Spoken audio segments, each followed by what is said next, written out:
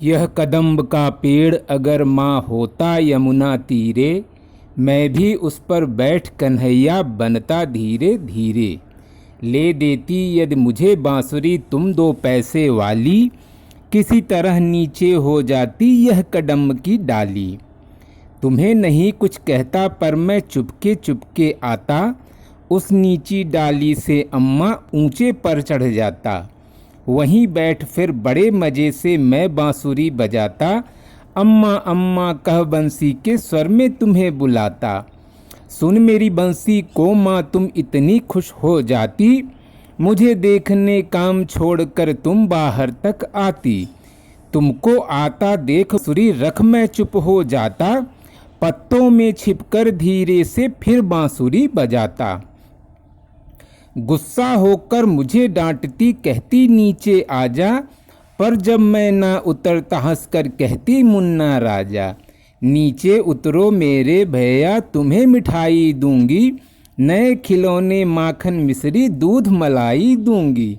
बहुत बुलाने पर भी माँ जब नहीं उतर कर आता, माँ तब माँ का हृदय तुम्हारा बहुत विकल हो जाता। तुम आंचल फैलाकर अम्मा वहीं पेड़ के नीचे, ईश्वर से कुछ विनती करती बैठी आंखें मीचे। तुम्हें ध्यान में लगी देख मैं धीरे धीरे आता, और तुम्हारे फैले आंचल के नीचे छिप जाता। तुम घबराकर आंख खोलती पर माँ खुश हो जाती, जब अपने मुन्ने राजा को गोदी में ही पाती। इसी तरह कुछ खेला करते हम तुम धीरे धीरे, यह कदम्ब का पेड़ अगर माँ होता यमुना तीरे। मित्रों, जो ये कविता आपको मैंने सुनाई है वो महाकवयित्री सुभद्रा कुमारी चौहान द्वारा रचित है। और ये जो कदम्ब का वृक्ष आप लोग देख रहे हैं और जो इसका बड़ा ही खूबसूरत फल देख रहे हैं, ये तो बड़ा ही दिव्य फल है दोस्तों। और आज श्री कृष्ण जन्माष्टमी का बहुत ही पावन पर्व पूरे विश्व में श्रद्धा और हर्षोल्लास के साथ मनाया जा रहा है। तो कदम्ब के वृक्ष की चर्चा न की जाए तो थोड़ा सा अधूरी बात रह जाएगी, क्योंकि भगवान श्री कृष्ण का नाम लिया जाए तो बरबस ही कुछ शब्द अनायास ही अपने ज़बान पर आ जाते हैं, जैसे यमुना नदी, गोकुल, वृंदावन, राधा हैं, और ये कदम्ब का वृक्ष, गाय, धेनु, ग्वाल बाल, ग्वाले। तो इस तरह से इन सब शब्दों में एक इतना औदार्यपन है कि इसको, इन सारे शब्दों को सुनते ही मन अपने आप में ही श्री कृष्ण भगवान की भक्ति में लीन हो जाता है।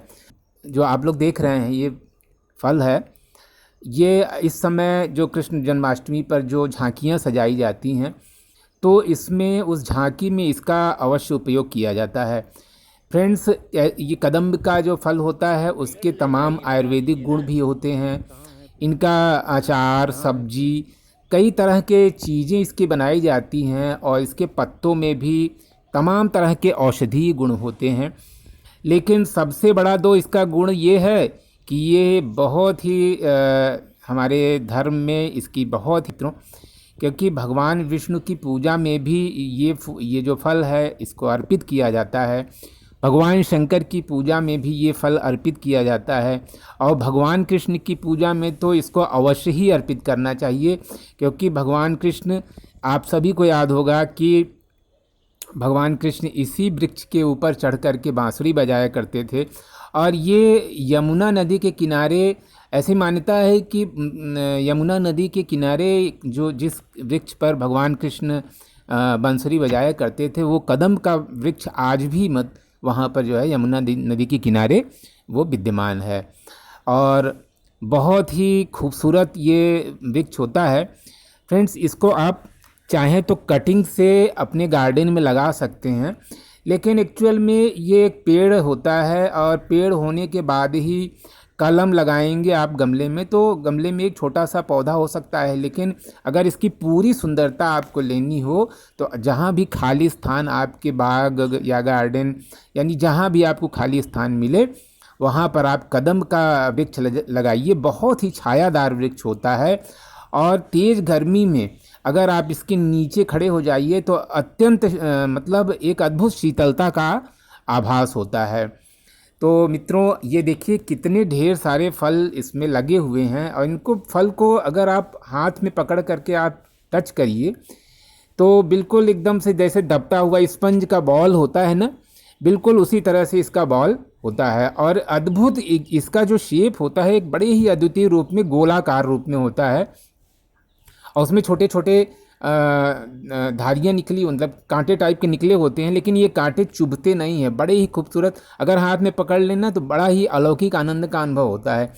मित्रों, ये देखिए ये कदम्ब का वृक्ष है, ये मेरे घर के बगल में ही है थोड़ी दूर पर। और इस समय जो कदम्ब का फल होता है वो इसी समय यानी जून जुलाई अगस्त के महीने में इसमें ये फल आना शुरू हो जाते हैं और पूरा वृक्ष जो है फल से भर जाता है। तो कदम्ब का जो है वो, अगर हम रसखान कवि की बात न करें तो थोड़ा सा बात अधूरी हो जाएगी। उन्होंने कितना अच्छा लिखा है अपने काव्य में, मानुष हों तो वही रस खानी, बसो ब्रज गोकुल गाँव के ग्वारन, जो पशु हों तो कहा बसु मेरो, चरौ नित नंद की धेनु मझारन, पाहन हो तो वही गिरी को, जो धर्यो कर छत्र पुरंदर धारन, जो खग हो तो बसेरो करो, मिली कालिंदी कुल कदम्ब की डारन, कालिंदी कुल कदम्ब की डारन। तो ये है कदम्ब वृक्ष का अद्भुत महात्म्य। तो सभी को भगवान कृष्ण का आशीर्वाद मिले। जय हो।